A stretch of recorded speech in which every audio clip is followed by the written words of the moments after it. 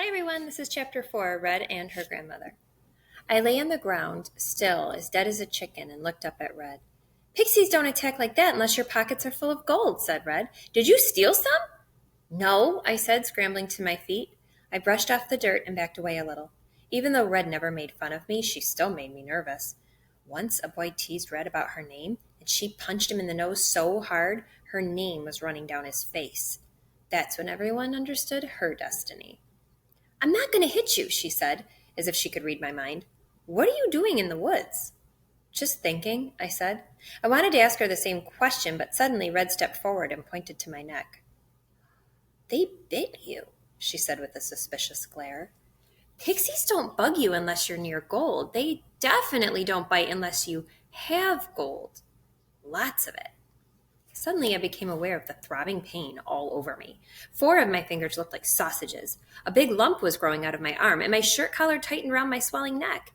Red was white. I'd never known a pixie to bite unless you were holding a big chunk of gold. But I didn't have any. I turned out my pockets and held out my hands to show Red. How did you get rid of the pixies? I asked. She held up her fists and dropped the dirt in them. Pixies hate to be dirty. They like to stay shiny. I would keep a pot of dirt by my bed and by the fireplace. With the way they just attacked me, maybe I would carry a bag of dirt with me everywhere.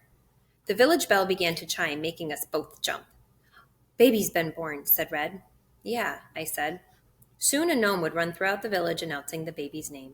After the name was spread, the villagers would talk all day about the quality of the name, the length, the sounds. They'd discuss what kind of destiny the name would bestow upon the child. I hate that bell, said Red. Me too. And I hate gnomes. Me too. In my head, I always imagined the bell ringing and the gnomes shouting, Rump! Rump! The new boy's name is Rump! I wondered if Red had those same thoughts about her name. Even though it wasn't embarrassing, it made her different. Maybe we were both lonely because of our names. Why do we just name babies? I suddenly asked. What do you mean? Why don't we give a name to the mountain, or the kingdom, or roads, or animals, or even the woods? Red looked at me funny. Those things don't need names, she said. Everybody knows that. Names hold power, and that power shouldn't be wasted on something that isn't living. A village doesn't need a destiny. But sometimes places feel alive. Sometimes they feel powerful, like they could have a destiny, just like people. Like these trees, they feel alive. Well, they are alive, said Red, but that doesn't mean they need a name. They don't have a destiny like we do.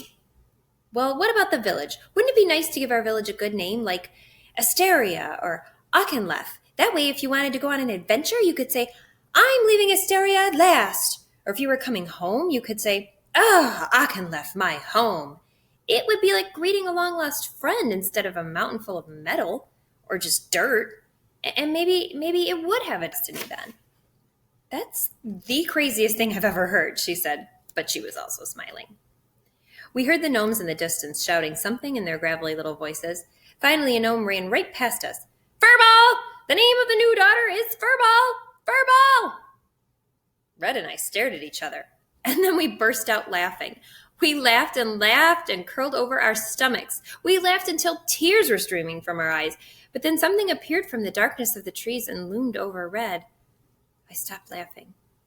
Red still giggled until a thin, knobbly hand touched her shoulder. Red looked up and squealed. Granny! She looked around nervously as if to see who else was watching. What are you doing here? I'll go where I please, girl. Her voice was remarkably steady, even though she looked ancient. Her cheeks sagged past her jaw, and she was hunched over like a gnarled stick that shook under her hand. But hold your butt! What's so hilarious? Nothing, said Red. She nudged me while she kept her eyes wide on Granny. Nothing at all, my voice squeaked.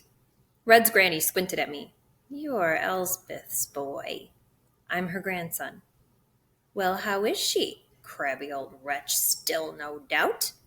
Yes, ma'am. I mean, no, ma'am. She's fine. You're the one with only half your name. I shuffled my feet and glanced at Red. Oh, stop your worry prancing. Red already knows. She won't tell. How did they know? Gran had told me never to tell anyone that wasn't my whole name. Some people might think a half a name would make a person addled in the brain or even dangerous. Red's granny leaned down close to me. She had a strong but not unpleasant smell, like fresh things that grow in the earth. She said, staring into my eyes. You'll find it all. What all? Your name. All of it. I will? Red's granny suddenly looked very wise and maybe even less crouched and wrinkly. Not before you cause a heap of trouble, though, and you have to find your destiny first. But I thought my name was my destiny. No, other way around. Find your destiny. You find your name. It's right under your feet. I looked under my feet. Just dirt. My brain felt all tangled. Red's granny came even closer and hunched over so her face was level with mine. It felt like she was looking through me and around me and beyond me all at once. One more thing. She pointed her gnarled finger at me. Watch your step. What step? The old woman ignored my question and looked between Red and me. And just what were you two hee-hawing about? Nothing, Red and I insisted for a second time. Oh, it's not nothing. The new baby's name is funny to you, isn't it? But I wouldn't think either of you would have the right to laugh at such a name. Don't we have more right than anyone? I asked. Ouch! Red dug her heel into my foot, but Granny's mouth twitched into half a smile. For someone with half a name, you're pretty smart, said Red's Granny. Give Elspeth my warm regards. Crabby old wretch. I stared after the old woman as she hobbled away and disappeared in the trees. Your granny is strange. Red turned red all over and stamped her heel on my other foot. She is not! And she marched off, kicked up dirt that flew in my face. At least I was safe from another pixie attack. At home, I told Gran that Red's granny sent her warm regards, but left out that crabby old wretch part. Said Gran. Crabby old wretch? Maybe all old women think that about each other. I lay awake that night for a long time. The old woman's words kept poking at my brain, refusing to let me sleep. She said I would find all of my name. How? I forgot to ask her how. Then she said I would cause a lot of trouble. How? She also told me to watch my step. Well, that's probably just general advice. I'm always tripping. But the words that kept running through my mind over and over were, find your destiny, find your name. Where? Where was that? For some reason, I kept looking at the spinning wheel. It sat in a shaft of moonlight, still, just biding its time, waiting for me to spin. And that's the end. Thank you for reading with me.